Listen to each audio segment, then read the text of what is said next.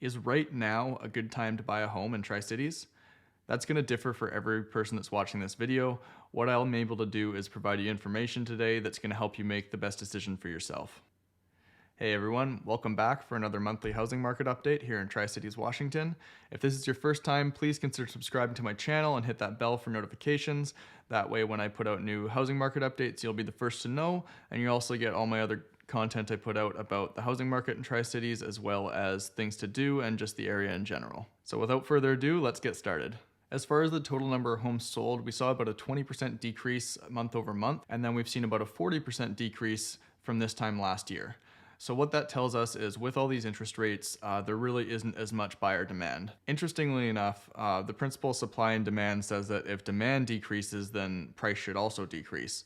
But what we've actually seen is prices holding steady these last couple months and even increasing from September to October. There are still buyers out there who are willing to pay the prices that we're seeing, whether they're cash buyers, whether they're willing to pay the interest rates and try to refinance, that's another question, but prices are holding steady right now. What we are seeing though is the average sold price versus the asking price is actually getting more negative, which means houses are selling for less than what they're listed for. We're seeing around, on average, $2,000 under asking is what houses are selling for.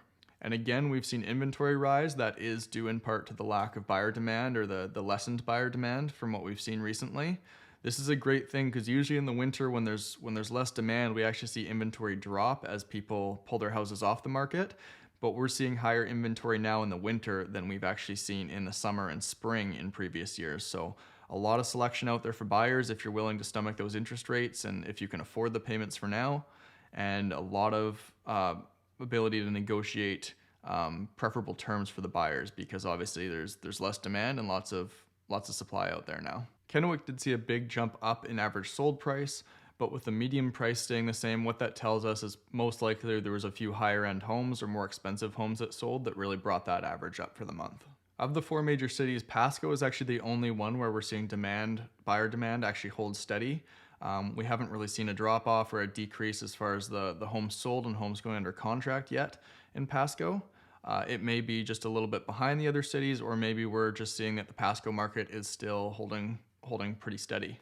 We did see a jump of just over $10,000 of average sold price in Pasco, and we're actually are still seeing houses in Pasco sell for over asking. So that makes sense because since the demand hasn't completely fallen off yet, it makes sense that people are still paying a little bit over asking price in order to make sure they win out if we're in multiple buyer situations. Of the four cities, Richland did see the biggest gap between sold price and asking price, right around $5,000, which means that people are actually paying about $5,000 less than asking on average for homes in Richland. What that tells me is probably that people are pricing their homes a little bit high and expecting a little bit too much, given the time of year, the interest rates, and the lack of demand. What that could mean is that you're able to negotiate some other things aside from just purchase price, like a 2-to-1 buy down or points off your interest rate if that's something you're interested in. But yeah, that's what's happening in Richland. West Richland's definitely slowed down the most out of those four cities, which makes sense because it did have like a very hot market in the spring. It was very busy. So it's actually down about over 50% compared to this month last year. The one thing for all the cities is their median days on market is holding pretty steady.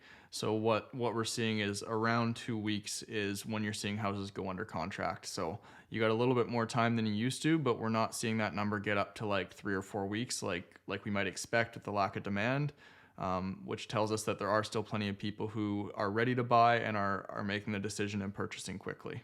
Interest rates have gone up another 0.5% since we talked last month. And if you'll remember, for every 1% an interest rate goes up, you lose about 10% of your purchase price or your buying power as far as how much you can afford. So that's another 5% off of the buying power that buyers are able to afford. So this is significant. Like with these interest rates rising, it has definitely affected a lot of buyers and even priced some people out completely as far as what they can afford on their current income and with their current debt levels and credit. It is important to keep that in mind. Like I always say, if it is something you want to do, if you can afford to buy a house right now and it's important to you for reasons other than just as an investment, there's still ways obviously to do it. There's ways like 2-to-1 buy downs where you can kind of have a lower payment in the first couple of years while these interest rates are high, and then hopefully in the next couple of years interest rates come down and you can refinance. I'm never going to talk someone out of buying a house if it's truly the right decision for them and something they want to do at the time and what's right for them. Alternatively, I'm never going to talk someone into buying a house if it's not right for them at that time. The graph you're seeing on the screen here may be a little bit confusing for some people, but what this is the US 10-year Treasury bond, the interest rate of the price of that, and then also a 30-year fixed rate mortgage, what the interest rates are.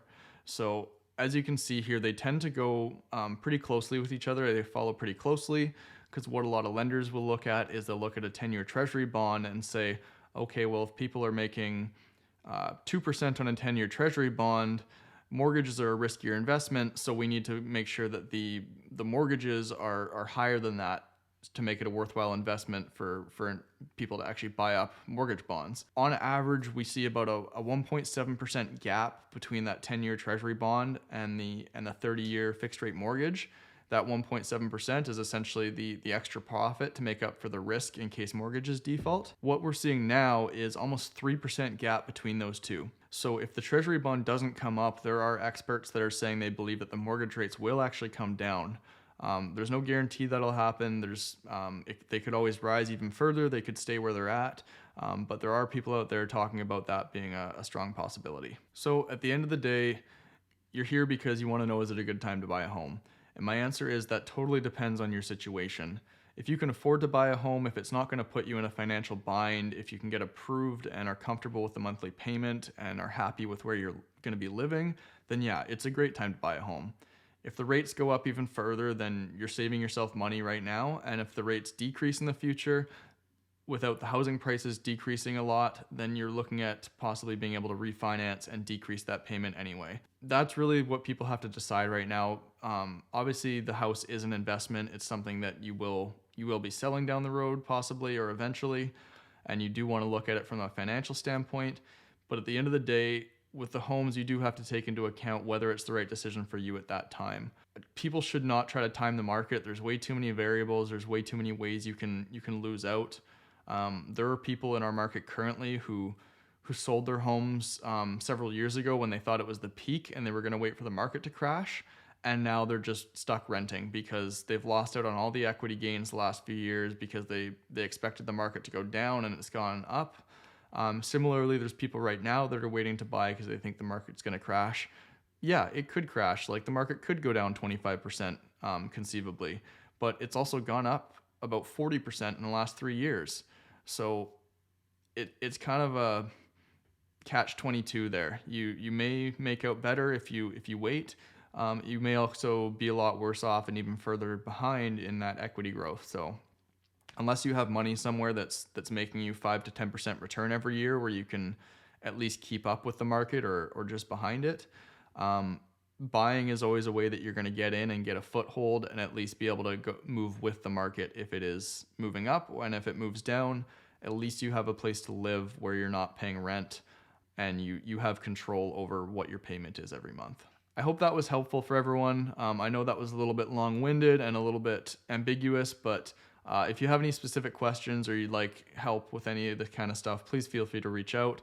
And again, if you're liking the information I'm putting out, please subscribe to my channel. I'll see you guys again next Wednesday when I drop another video, and have a great day.